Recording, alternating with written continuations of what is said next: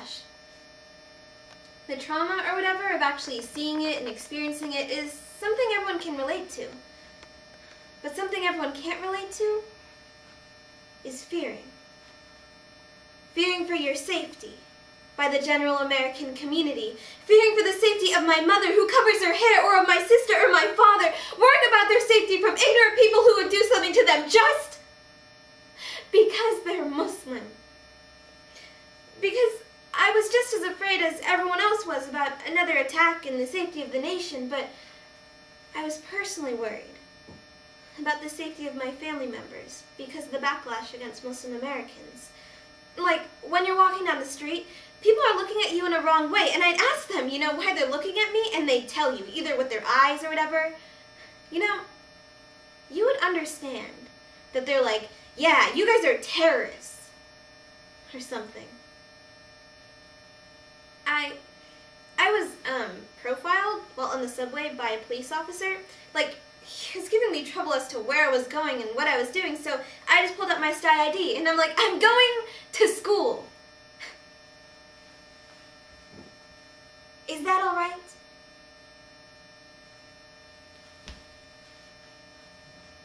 I was born in a wheelchair. The doctors said I'd die there too, but, it's not in me to quit, to be hopeless. You need hope. We need hope. I remembered, after the first plane hit, I was with my friends and my teachers were crying. I just tried to be strong for them, to pray. Seeing it made me want to help out, to do something, because I feel bad. No matter how independent I want to be, I can't think of a place without moms or dads. I got a big family, and I can't imagine them not being there for me. Yeah, it was loud and everyone was running and screaming. My brother goes to St. John's, so I knew I had someone to take care of me, to take me home.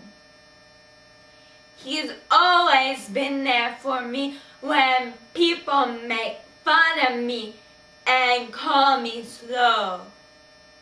I cried a lot for those families who are hurting. I prayed for them every day. I feel bad, but I know it's gonna get better.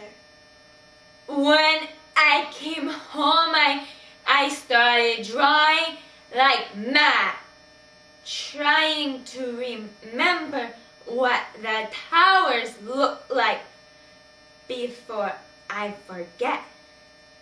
And I took my favorite one and I hung it on the wall. And I looked at it until I fall asleep.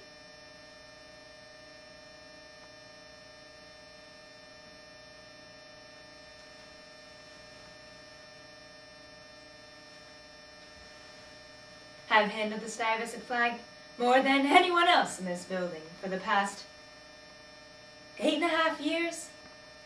I kept it in this one corner on the stage that nothing would happen to it. When it came here from the old school, one of the wings got broken off the flagpole. Then, during one of the sing rehearsals, the other wing got broken off. That's when I cleared out a corner on the stage and I kept it there. When we came back from Brooklyn Tech, I was looking around the building, and one of the things that I noticed on the stage was the base of the flag, but no flag. So I was looking all over the building for the flag, and I couldn't find it anywhere. I just kept looking and looking. By coincidence, someone was showing me one of those books that was published about September 11th. I was looking through it. I was looking at the pictures, and I came across a picture of a fireman installing a flag into the mast of the World Trade Center.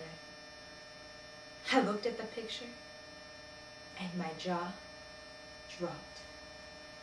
It was our flag.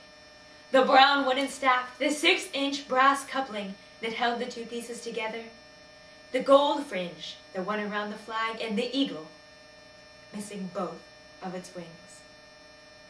Now it's a strange thing I said to the New York Times. I said, you know, seeing that picture, seeing those wings missing, symbolizes to me the fact that the Trade Center is gone.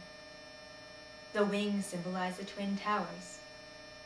They're both gone, but the flag is still waving.